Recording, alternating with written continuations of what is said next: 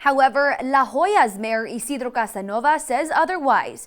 In the last 6 months, Border Patrol in the RGV alone have encountered more than 200,000 individuals entering the country illegally, a majority of those encounters taking place in La Jolla.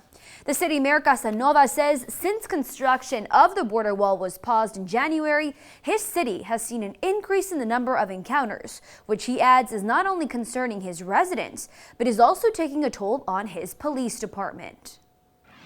Unfortunately, we have to get them off the streets and come help out the Border Patrol agents to babysit these people until they get the transportation to come in and pick them up.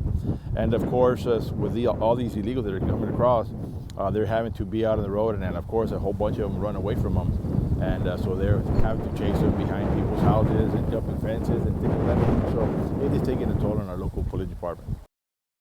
And in Mission, residents are feeling the impact of having the issue in their own backyards. One woman in Mission, Karen Soltis, who lives in a gated community, says almost on a nightly basis, undocumented immigrants jump into her backyard after crossing the border. And her neighbors say they're having the same issue. But when they call to report the incidents, it can take hours to get a response. We are to the point now where we're making phone calls to Border Patrol and they can't respond because they don't have enough people and they don't have the coverage that's needed. So we don't even have anybody to call when there is an issue. And that is very concerning for us. Soltis adds her neighborhood has seen all sorts of encounters and says the groups in her backyard are not the same people that turn themselves in to Border Patrol.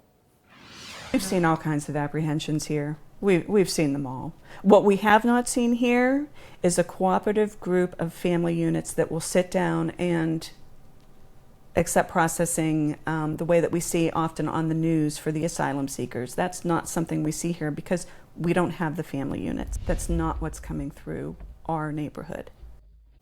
Soltis says she and her neighbors fear for their safety and add one new thing they've witnessed is vehicles coming into the area to pick up those who have just crossed.